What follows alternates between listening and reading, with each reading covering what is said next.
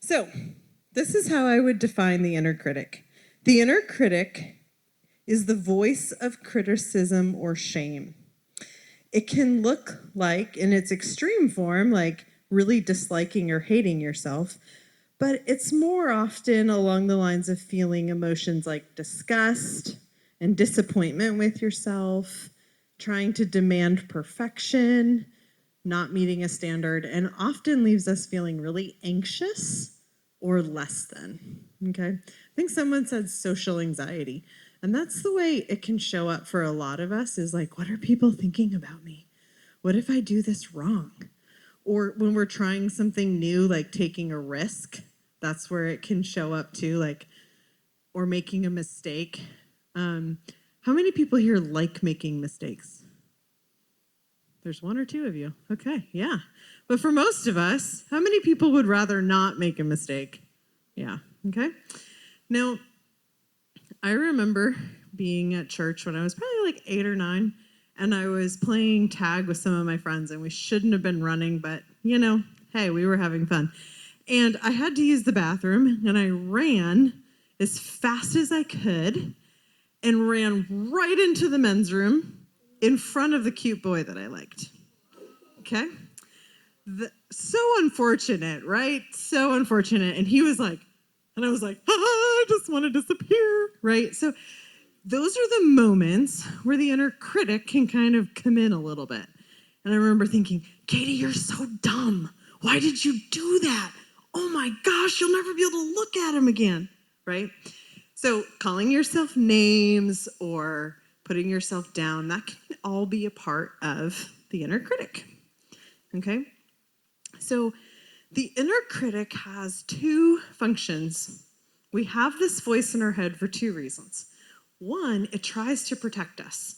It thinks, if I get loud enough, I can keep you from doing that same mistake again.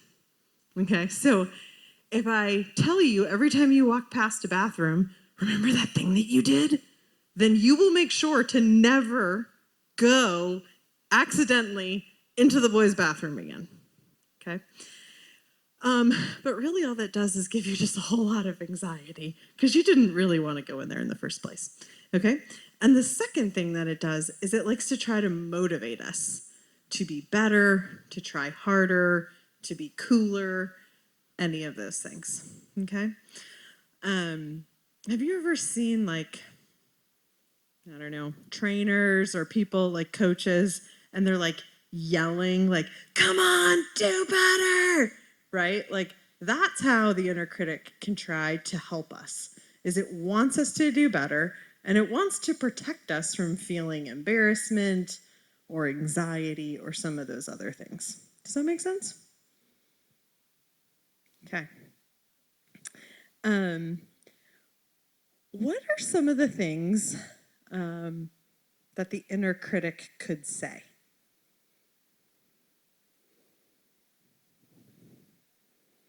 Like, let's say something like running into the bathroom or tripping and falling in front of the person that you want to be friends with or that you have the crush on.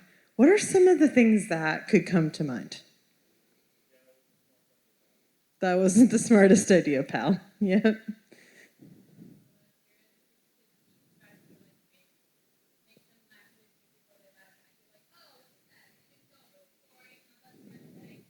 Yes, I love that you said that. What's your name?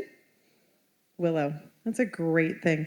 Yes, sometimes we will take the inner critic and turn it out loud, and we'll say something out loud to get other people to laugh. Because if we can make them laugh, maybe they won't be embarrassed too. So we'll just make it funny. Like it's called a self-deprecating joke. If I put myself down, other people will know that I'm down already, so I don't have to feel embarrassed if you think that I'm down. Does that make sense? Okay, cool. So let's take a look at how does this voice affect us? If we listen to the inner critic, what are some of the things that could start happening in our brain or around us? insecurity. Yes, our insecurity gets bigger, not smaller. We think it'll get smaller if we listen to the inner critic, but it actually gets bigger. Anyone else? Your shyness will grow. Yeah, anxiety.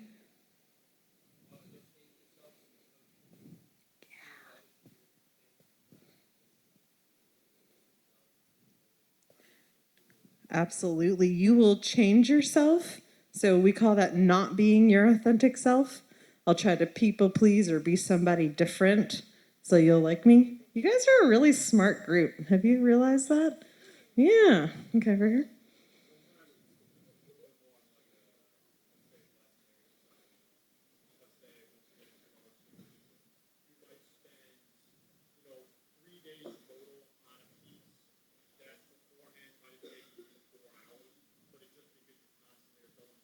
Mm.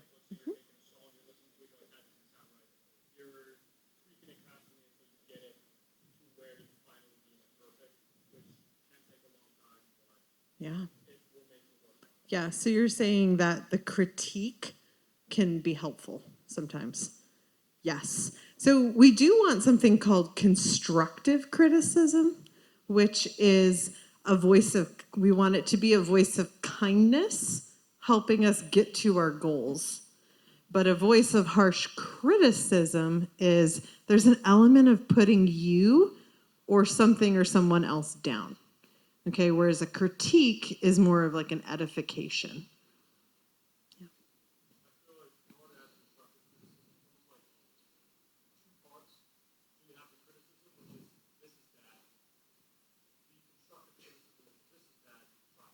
Mm-hmm. Yep. Yes. Yeah, and then it just spirals you. Yep. So here's the thing. One of the things that happens is when we listen to the inner critic and it grows, it actually keeps our brains in a state of stress. Okay? And when we're in a state of stress, or sometimes we'll use the word triggered or something like that, our brain starts to recognize states of threat and it just grows. Our stress grows and it limits our ability to have empathy and to learn. Have you guys ever been so anxious about a test coming up that when someone was trying to teach on what the test was going to be about that you don't actually remember the teaching because you were just so anxious about the test? Anyone ever have an experience like that? Okay, yes, thanks, good honest hands. All right, so that's that same concept. So instead of the inner critic helping us, it actually, the more we listen to it and agree with it, there's a difference between hearing what it's trying to say and agreeing with it. The more we believe it to be true, the more stress it causes us in the long term and doesn't actually help us get better. We start to get worse. Okay? It also keeps us focused on ourselves. If you are hyper aware of not making mistakes, of trying to be perfect, of fitting in, right? What are you doing?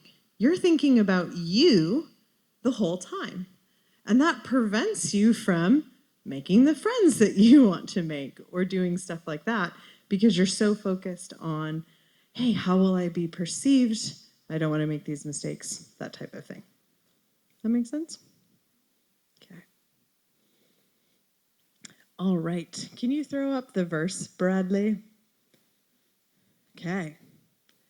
This is the first and greatest commandment, and the second is like it. Does anyone know what the first commandment is?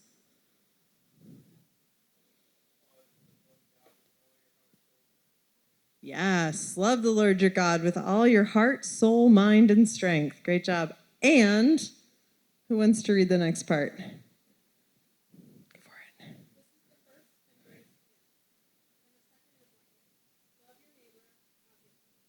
Yes. Love your neighbor as yourself. Guys, this verse used to really confuse me because I was like, well, I know I'm supposed to love others, but why does loving myself first? Why does that, that doesn't really make sense. And that's when I started to realize how this ties into the inner critic.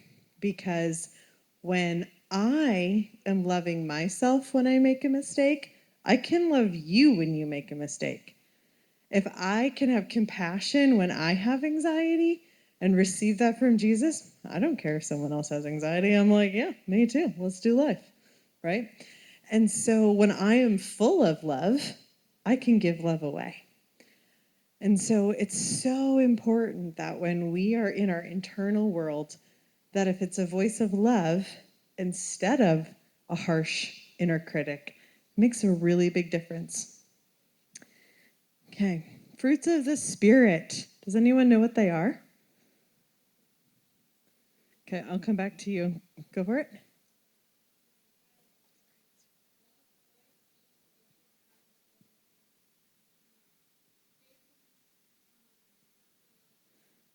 Yeah, I love it. Okay, gentleness. Yeah, were you going to add that? Okay. Perfect. Brad put it up there for us. Okay, the fruit of the Spirit is love, joy, peace, forbearance, or patience, kindness, goodness, and self-control. I asked a whole bunch of people what their definition of kindness was. And I wanted to do that with you guys, but I did promise Izzy I would try to end on time. So Brad, can you throw up the kindness definition for us? Thank you. All right. Let's see. Would you read that out for me?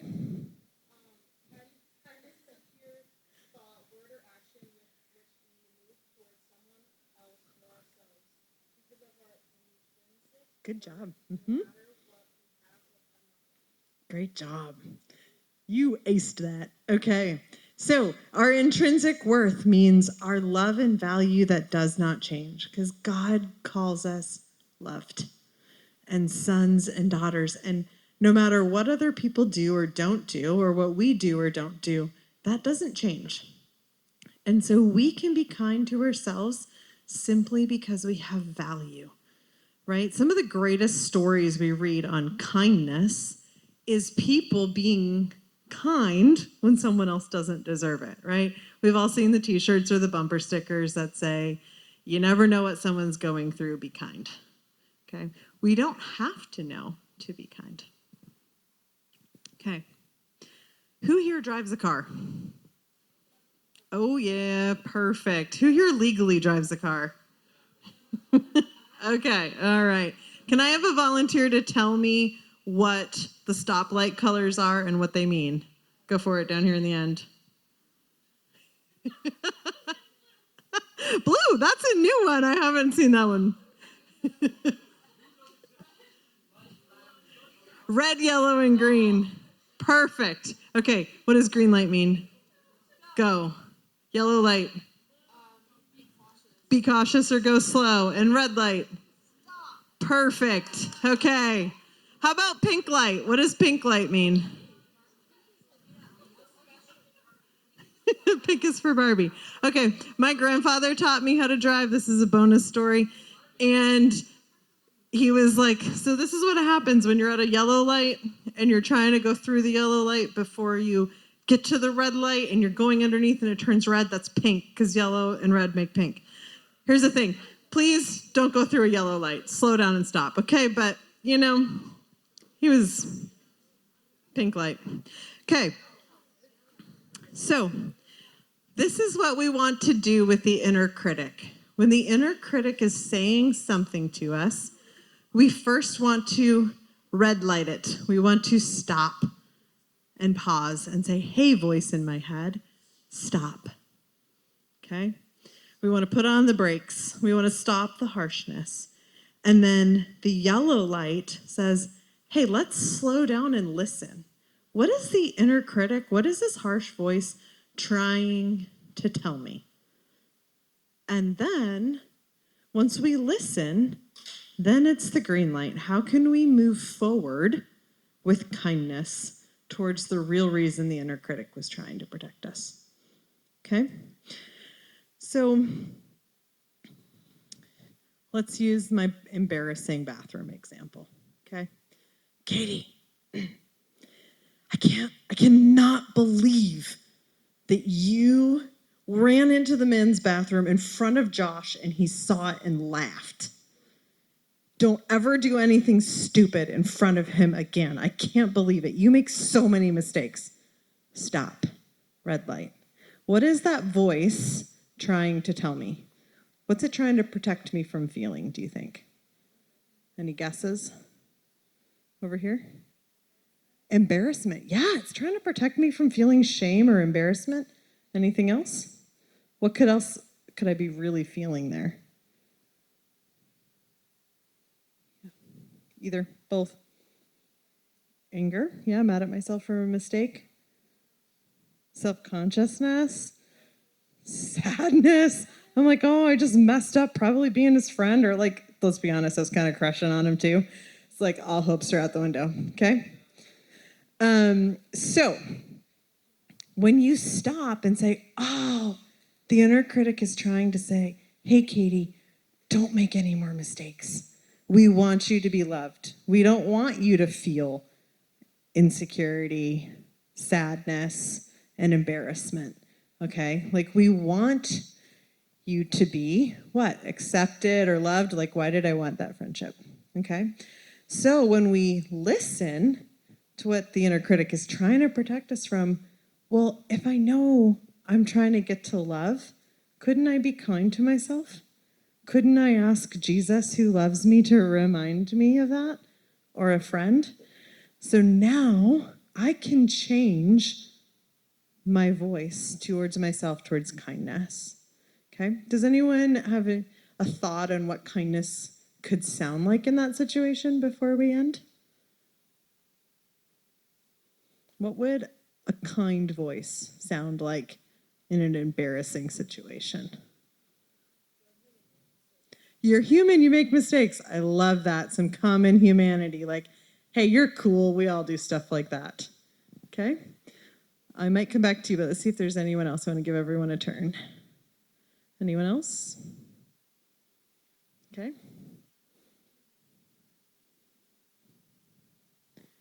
Yeah, you're still a nice person if you make a mistake. It's an accident. One of the things that I like to say is, you know what? Mistakes can be my friend. They can teach me things. Maybe I will slow down and look about what bathroom I'm about to enter. Right? Over here. Mistakes. Yeah, make them into masterpieces. I love that. Okay? Great job, guys. Okay, I'm 2 minutes over. I did promise Izzy, but I hope that you guys have fun discussing this in your small groups. But remember, if there's a harsh voice, stop.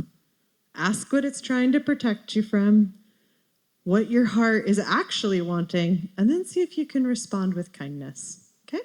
Thanks, guys.